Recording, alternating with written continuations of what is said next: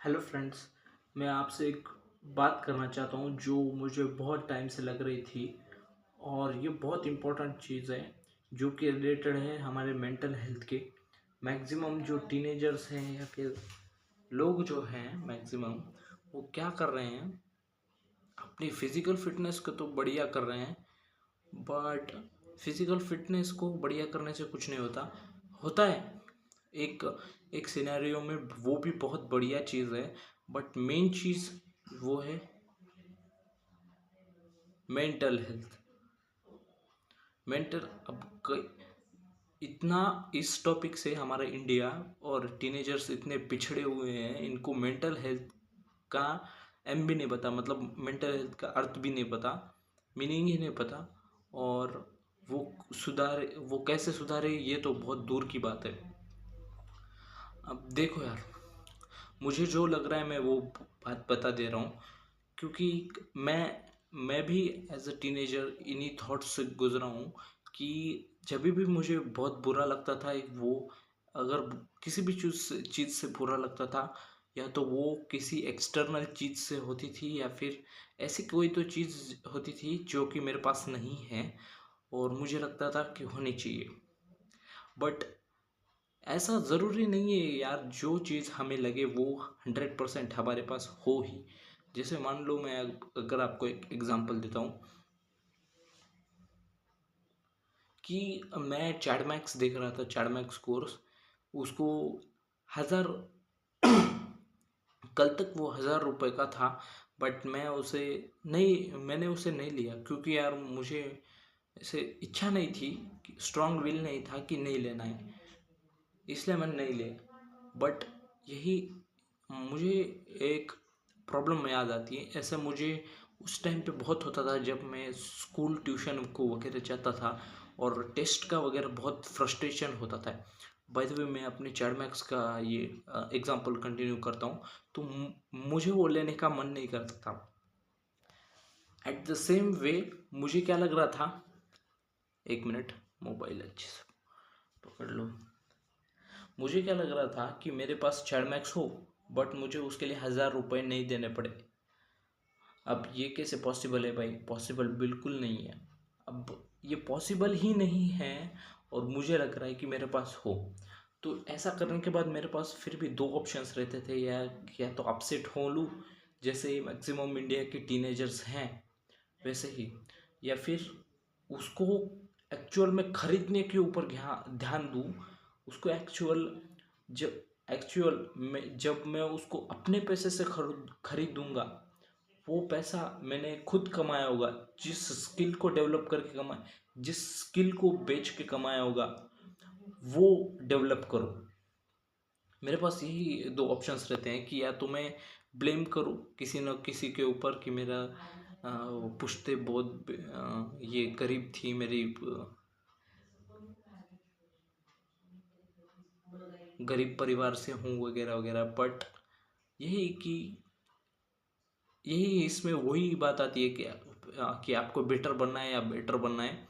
अगर आप ना चाहते हुए भी उस वे को चूज़ करोगे जो आपको करना ही है एट द एंड, तो आप बेटर तो होंगे, 0.1% तो बेटर होंगे, क्योंकि आप वो काम कर रहे हो जो आपको करना चाहिए।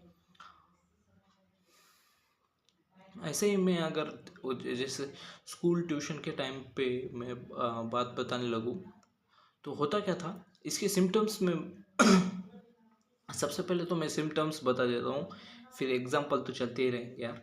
सिम्टम्स में अगर कहना चाहूँगा, तो अगर आप नॉर्मल अपनी ज़िंदगी जी रहे हो, तो प्रेजेंट मोमेंट में कोई नहीं रहता।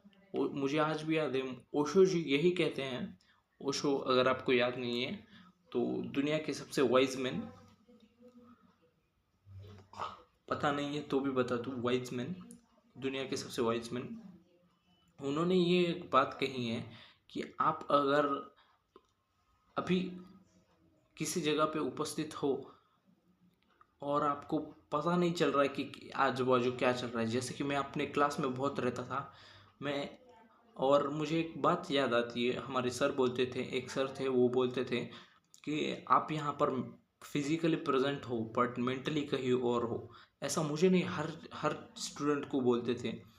तो मुझे, जब मैंने इस चीज़ को याद रख के बहुत ट्राई किया कि इसको समझने का, तो मुझे एक चीज़ पता चली कि ये है, इसे कहते हैं मेंटल हेल्थ। ये अगर ठीक ना हो तो हम प्रेजेंट मोमेंट में नहीं रहते, हमारा काम बढ़िया है। प्रेजेंट मोमेंट में नहीं रहते तो हमारा फोकस घटता है, फोकस घटता है तो हमारा काम वगैरह बढ़िया नहीं होता है। और काम अगर बढ़िया ना हो तो रिजल्ट्स को भी एक्सपेक्ट मत करना। ये सब होता है, मुझे पता था। और जब मैंने ये ऑब्ज़र्व किया तो मुझे अपनी ये टूटी फूटी लाइफ से बहुत कुछ सीखने को मिला।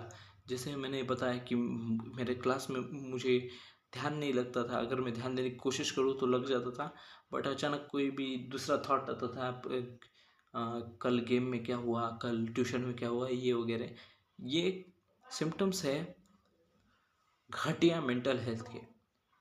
क्लियरली बता देता हूँ, सिम्टम्स घटिया मेंटल हेल्थ के, आपका प्रेजेंट मोमेंट में ना रहना, आपको जो काम करना है उसमें पूरा फोकस ना होना, आप हैप्पी ना होना, या फिर आप जो भी काम कर रहे हो इधर उधर के थॉट्स आ जाना। ये तो सबसे, मैंने कोई भी काम कर रहे हो इधर उधर के थॉट्स आ जाना। मैं मानता हूँ कि एक दो ऐसे छोटे छोटे थॉट्स आते हैं, बट कंटिन्यूअसली आते रहना। देखो, मैंने एक बात सीखी थी कि डिस्ट्रैक्शन आना बुरी बात नहीं है, डिस्ट्रैक्टेड कितनी देर तक रहना बहुत बुरी बात है। अगर वो थॉट आता है और उसको हम कैसे भी करके रिमूव कर देते हैं, कोई भी एक्शन, इंस्टेंट एक्शन लेके, तो अपने अपने काम को कंटिन्यू कर सकते हैं अपन। जैसे अगर आप अगर क्वेश्चन पूछोगे तो मुझे अगर थॉट आया तो मैं अगर उसको सोचूं कि नहीं सोचने का है, नहीं सोचने का है, तो मुझे वही बार बार दिमाग में तो आएगा। अगर आप इस प्रॉब्लम से गुजर रहे हो तो आप रिलेट कर पाओगे। बाकी जिसको नहीं समझ में आ रहा है उसको ये, वो इस प्रॉब्लम से गुजरा ही नहीं है, तो उसको मैं ये कहना चाहूँगा कि कोई भी तुरंत इंस्टेंट एक्शन लो। मेरे टाइम पे तो मैंने एक टाइम पे ऑब्जर्व किया था कि मैं ऐसे अपने आप ही गाने गुनगुना रहा था तो मुझे दूसरा थॉट्स ही नहीं आ रहा था, क्योंकि मैं वो लिरिक्स याद कर रहा था और वो ऐसे करके गा रहा था। तो मुझे सब ये हो गया कि मैं प्रेजेंट बिलीव हो गया कि मैं प्रेजेंट मोमेंट पे हूँ। और अब मैं मेरे लाइफ की बेस्ट फेज में हूँ। सिर्फ एक चीज़ की कमी है और वो है फाइनेंशियल फ्रीडम की, और बाकी सब है मेरे पास। फाइनेंशियल फ्रीडम छोड़ के मेरे पास सब है। बाकी वही, एट द एंड मैं पल तो रहा हूँ अपने माँ बाप के पैसे पे ही। तो मुझे अगर इसके ऊपर की भी हैप्पीनेस अगर गेन करनी है तो मुझे फाइनेंशियल फ्रीडम को अचीव करना पड़ेगा। जो काम मुझे दिया है वो करना पड़ेगा। अगर मैं वो नहीं करूँगा तो यही मुझे इसी लेवल की हैप्पीनेस लाइफ पर झेलती रहनी पड़ेगी।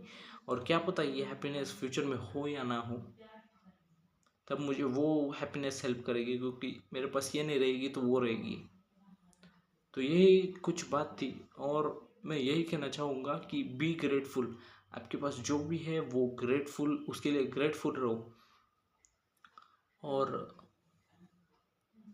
ओशो जी का मैं बात कर रहा था, ओशो जी यही कहते थे कि अगर आप प्रेजेंट मोमेंट में नहीं हो तो मैं अगर आपको देखता क्या प्रेजेंट मोमेंट में नहीं हूँ तो मैं आपके ऊपर दो ठंडी वो पानी की बाल्टियाँ लाकर ओद देता, फिर आप प्योर प्रेजेंट मोमेंट में पहुँच जाते। क्योंकि आपने खुद को डिस्ट्रक्ट किया है, ना कि इम्प्रूव किया है। खुद को, अपने पुराने वचन को जब आप मान दोगे तभी आप खुद नए उभर पाओगे। अगर आपको ये समझ में नहीं आया तो टेंशन मत लेना, मैं फ्यूचर में और वीडियोस लाऊंगा।